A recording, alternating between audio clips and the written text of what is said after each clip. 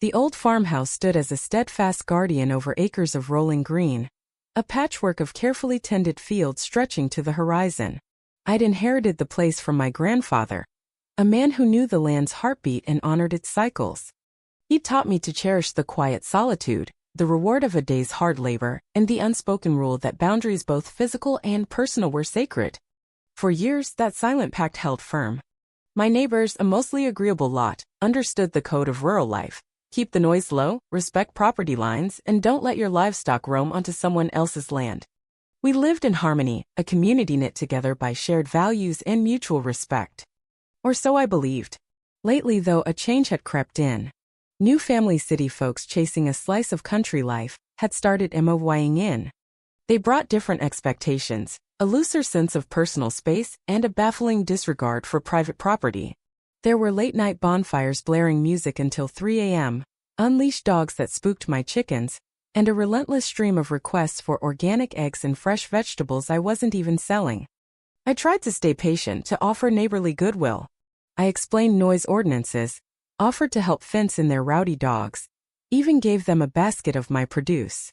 But my efforts met blank stares, shrugs, and the clear sense that I was the odd one out, the cranky old-timer stuck on outdated ideas of privacy and respect. This quiet resentment simmered for months, a slow burn threatening my hard-won peace. I felt like an island in a rising tide of suburban sprawl, my sanctuary eroded by a new, less considerate crowd. I was a steward of this land, tasked with its care, yet I felt powerless against the encroaching chaos.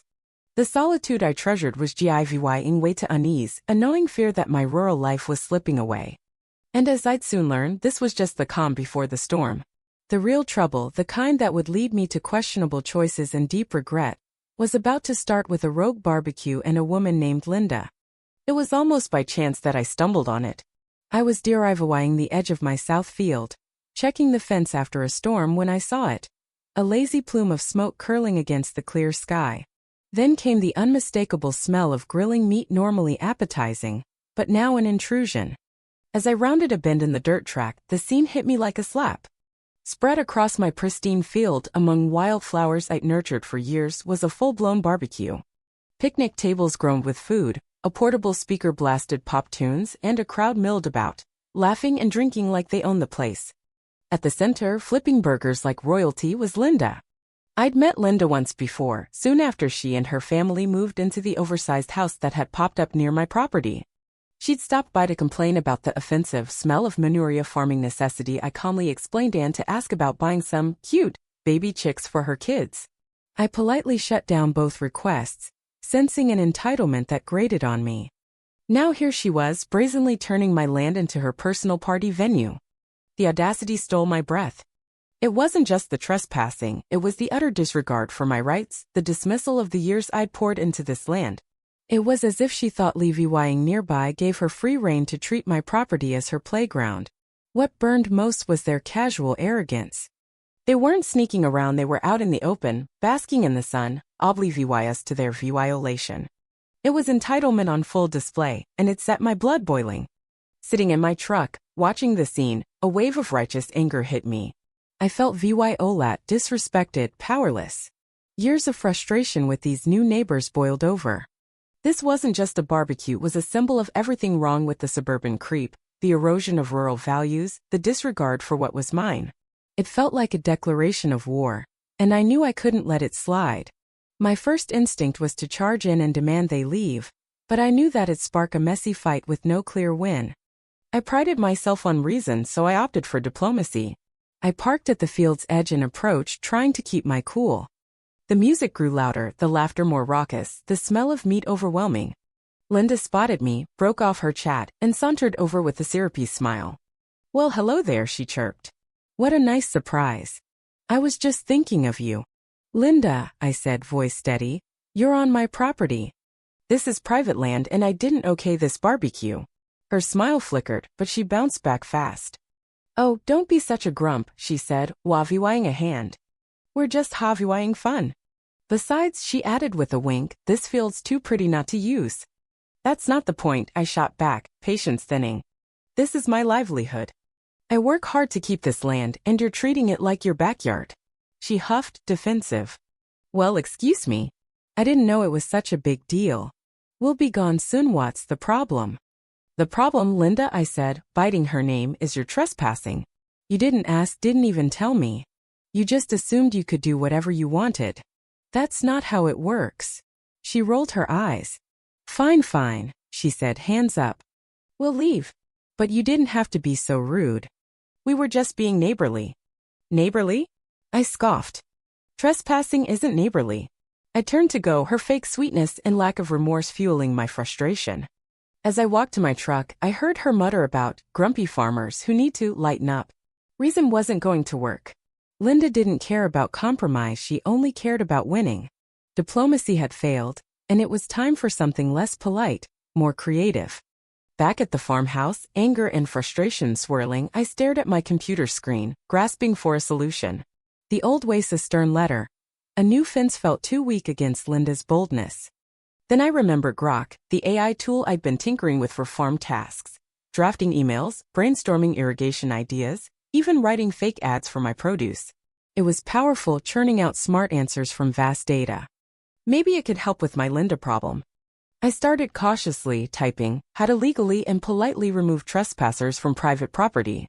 Grok spit out practical ideas. Post no trespassing signs, call the sheriff, send a certified letter about legal consequences, or mediate with a neutral party.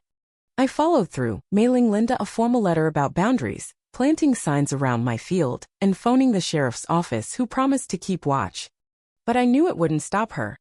Linda thrived on defiance, unbothered by fines or legalese. My polite efforts felt like tossing pebbles at a bulldozer. As Linda's barbecues grew bolder, my frustration skyrocketed. Legal routes were slow, offering no quick fix. I felt trapped while she partied on my land, mocking my efforts with every burger she grilled. It was time to ditch CIY for something bolder. My Grok prompts took a darker turn. Ways to make a field unusable for recreation, I typed. Grok suggested thorny bushes or smelly fertilizers, legal but underwhelming. I needed impact, something unforgettable. I pushed further. Non-lethal ways to disrupt an outdoor gathering. Grok offered high-frequency sound emitters or mosquito swarms, intriguing, but not enough. In a fit of rage, I typed most outrageous, over-the-top ways to ruin a barbecue on private property. Grok paused, then delivered. Hire a mariachi band to blast music, release trained pigeons to snatch food, or build a giant inflatable scarecrow. Buried in the absurdity was one idea that hooked me: hire a crop duster to dump organic fertilizer over the party. It was insane, impractical, probably illegal, but brilliant. Imagining Linda and her crew drenched in manure filled me with twisted glee.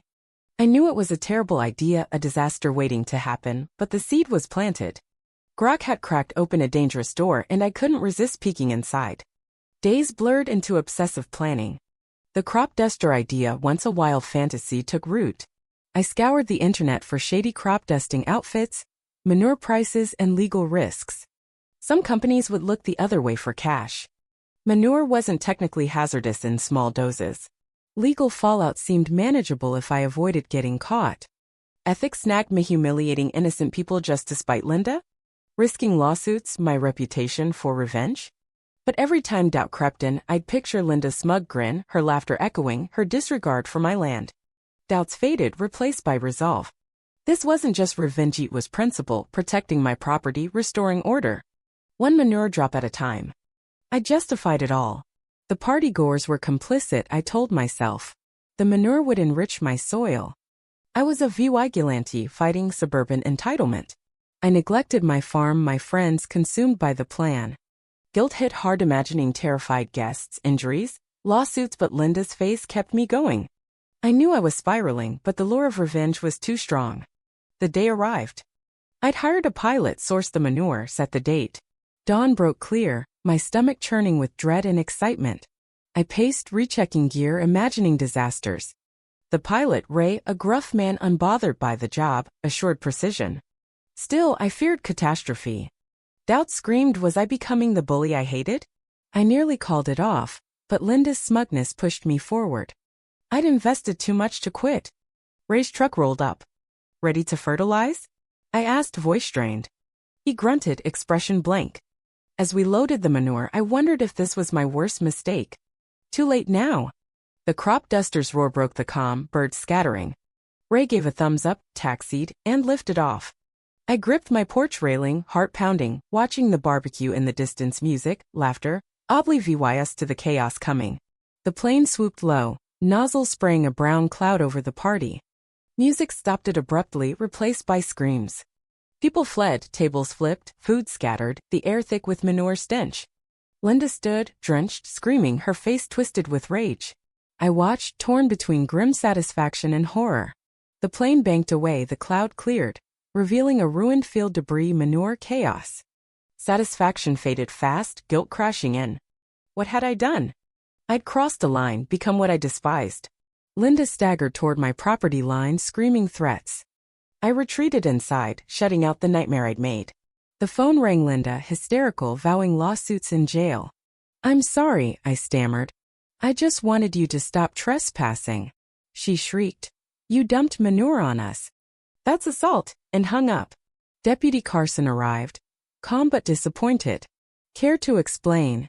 he asked. I admitted it, voice low. "I hired a crop duster.